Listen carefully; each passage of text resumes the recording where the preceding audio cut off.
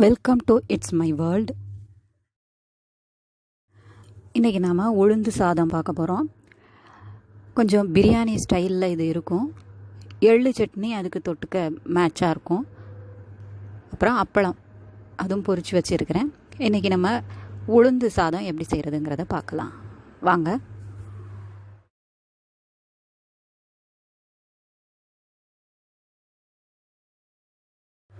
ஒரு முழு பூண்டு, சின்ன பூண்டு தான், நாட்டு பூண்டு தான், அதான் நல்லது. 4 வரமிளகா,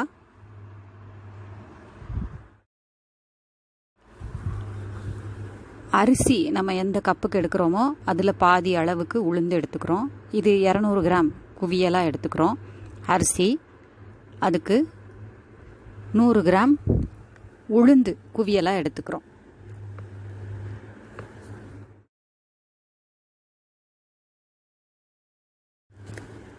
இப்போ பூண்டு உரிக்கிறதுக்கு ஈஸியாக இருக்கணும் அப்படின்னு நினச்சிங்கன்னா அதை தண்ணியில் ஒரு 10 நிமிஷம் போட்டு வச்சுட்டு அதுக்கப்புறம் உரித்தோன்னா ஈஸியாக தோல் கலண்டு வந்துடும். உளுந்து சாதம் பெண்களுக்கு ரொம்ப உடலுக்கு வலுவை தரக்கூடியது, முதுகெலும்பு ஸ்ட்ராங்காக இருக்கிறதுக்கு உதவக்கூடியது. பெண் குழந்தைங்க இந்த மாதிரி உளுந்து சாதம்னு செஞ்சு நம்ம கொடுத்தோன்னா அது அவங்களுக்கு அவ்வளவு ஏதோ சப்புன்னு இருக்கிற மாதிரி ஃபீல் பண்ணுவாங்க. இந்த மாதிரி செஞ்சு கொடுத்தோன்னா ஏதோ பிரியாணி, புலாவ் இதெல்லாம் சாப்பிட்ட மாதிரி நல்லா இன்ட்ரெஸ்டிங்காக இருக்கும் அவங்களுக்கு.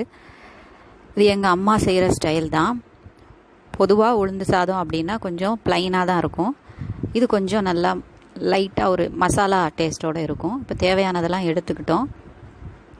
ஒரு குழிக்கரண்டி எண்ணெயும் நம்ம எடுத்துக்கணும். இப்போது உளுந்தை நல்லா சுத்தம் பண்ணி கல்லெல்லாம் எடுத்துட்டு ஒரு 2 துளி நல்லெண்ணெய் விட்டு கொஞ்சம் வதக்கிக்குவோம். ரொம்ப எண்ணெய் விடக்கூடாது, லைட்டாக எண்ணெய் விட்டுட்டு வதக்கிக்குவோம். கல் எதுவும் இல்லாமல் எடுத்துக்கோங்க. உளுந்தில் இந்த களிமண் மாதிரி உருண்டை உருண்டையாக இருக்கும், அது மண் மாதிரி வாயில் தட்டுப்படும். மற்ற கல்லும் இருக்க வாய்ப்பு இருக்குது. அதனால் கொஞ்சம் அதை க்ளீன் பண்ணிவிட்டு அப்புறம் வறுக்கணும். ஓரளவு லேசாக செவந்து வறுத்து வரும்போது, வாசம் வரும்போது அரிசியை சேர்த்துக்குவோம். அரிசி ரொம்ப வதக்கணும்னு அவசியம் இல்லை, லேசாக சூடானா போதும்.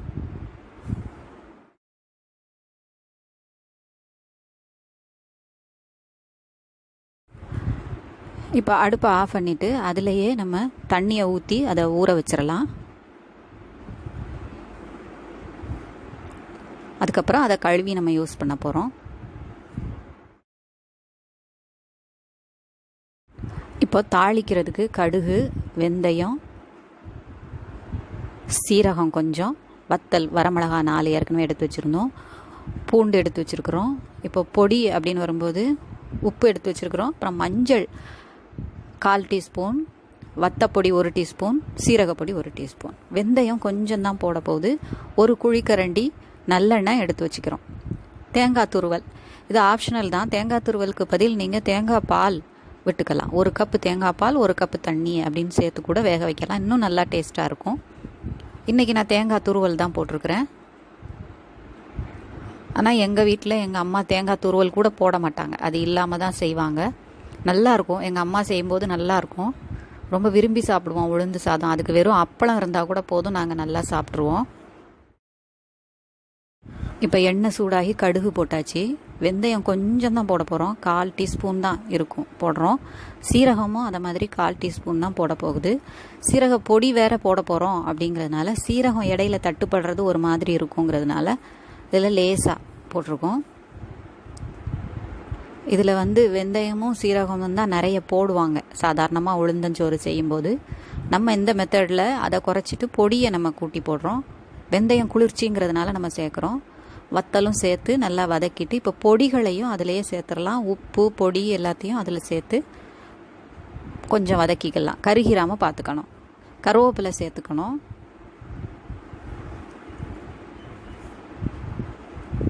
பூண்டு சேர்த்து வதக்கி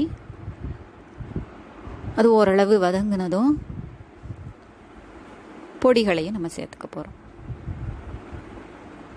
உப்பு, கல்லுப்பு சேர்த்துருக்குறேன், அதுவும் சேர்த்தாச்சு. பெருங்காயம் வேணுங்கிறவங்க ஒரு சிட்டிகை சேர்த்துக்கலாம். நான் இதில் சேர்க்கலை, பூண்டு இருக்குது.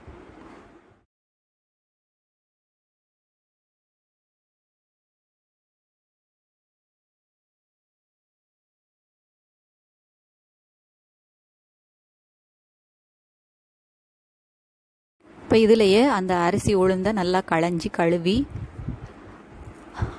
அதை தண்ணி வடிகட்டி இதில் போடுறேன். போட்டு நல்லா ஒரு தடவை பிரட்டிக்கிறோம்.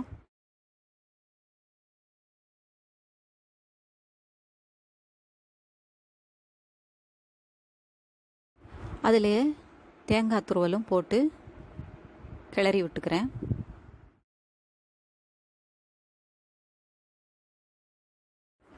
இப்போ இதுக்கு 2 கப்பு தண்ணி விடுறேன் நான். இதில் 1 கப்பு தேங்காய் பால், 1 கப்பு தண்ணி அப்படி விட்டு வச்சிங்கன்னா இதை விட இன்னும் நல்லா டேஸ்ட்டாக இருக்கும்.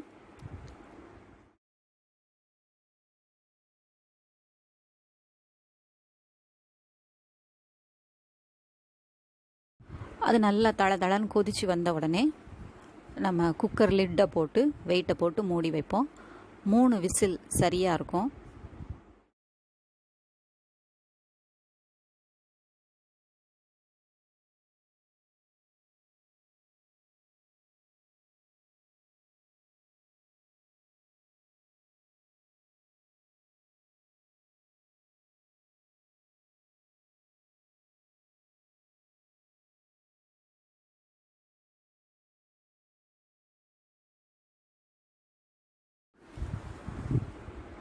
இப்போ அந்த நேரத்தில் நம்ம எள்ளு துவையல் செய்ய போகிறோம். 1 கப்பு தேங்காய் எடுத்துருக்கிறேன்.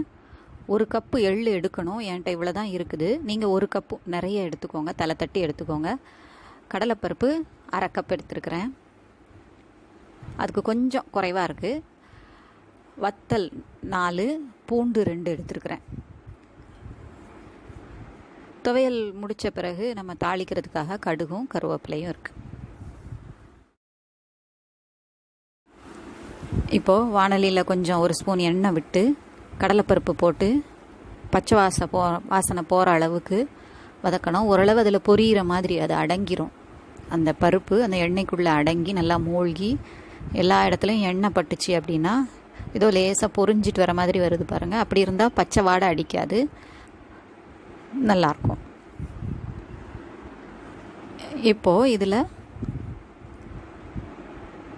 வத்தலையும் சேர்த்து அது நல்லா உப்பி வர வரைக்கும் கருகிராமல் வதக்கிக்கணும். அதில் பூண்டு சேர்த்துக்கிறேன். நம்ம புளி 1 ஸ்பூன் ஊற வச்ச புளி எடுத்துருக்கோம். இப்போ அந்த எள்ளையும் போட்டு வதக்குறேன். 2-3 தடவை வதக்கின உடனே அது வெடிக்க ஆரம்பிக்கும். சிதறி வேஸ்ட் ஆகிடாமல் பார்த்துக்கோங்க. அந்த நேரத்தில் தேங்காயை போட்டுறணும். வெடித்து வரும்போது தேங்காயை போட்டுக்கணும். நிறைய எள் இருக்கும்போது நான் தனியாக எள்ளை வறுப்பேன். இது கொஞ்சம் தான் இருக்குங்கிறதுனால இதிலையே போட்டுட்டேன். நீங்கள் அந்த கப்புக்கு 1 கப்பு எடுத்துக்கோங்க. அதாவது தேங்காய் எடுத்த கப்புக்கு 1/2 கப்பு அந்த மாதிரி. எள் எவ்வளோ சேர்க்குறோமோ அந்த அளவுக்கு நல்ல டேஸ்ட் இருக்கும். இப்போ இதில் தேங்காயை போட்டு வதக்கிக்கலாம்.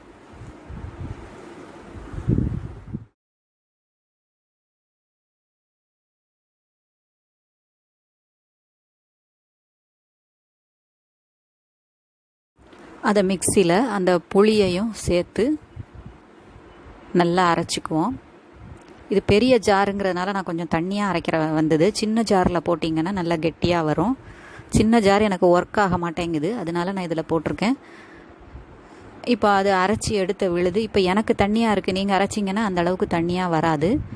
இப்போது எண்ணெய் ஊற்றி 1 டேபிள் ஸ்பூன் எண்ணெய் ஊற்றி, நல்லெண்ணெய் தான் எல்லாத்துக்கும் உபயோகப்படுத்தணும். நல்லெண்ணெய் ஊற்றி கடுகு உளுத்தம்பருப்பு தாளித்து அதிலையே கருவேப்பிலையும் போட்டுட்டு அந்த அரைச்சி வச்ச கரைசலை இதில் போட்டு வதக்கிக்கிறோம். உங்களுக்கு கெட்டியாக இருக்கும் சின்ன ஜாரில் போட்டிங்கன்னா, அதனால் உங்களுக்கு ரொம்ப நேரம் வதக்க வேண்டியிருக்காது. வதக்க வேண்டிய அவசியமும் இல்லை. நம்ம வறுத்து தான் நம்ம அரைச்சிருக்கோம் இல்லையா.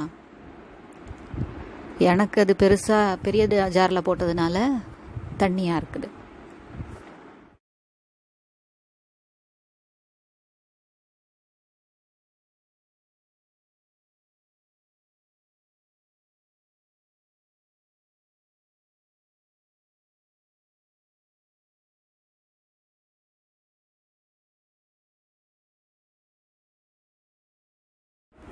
அது நல்லா பக்குவமாக வந்துருச்சு.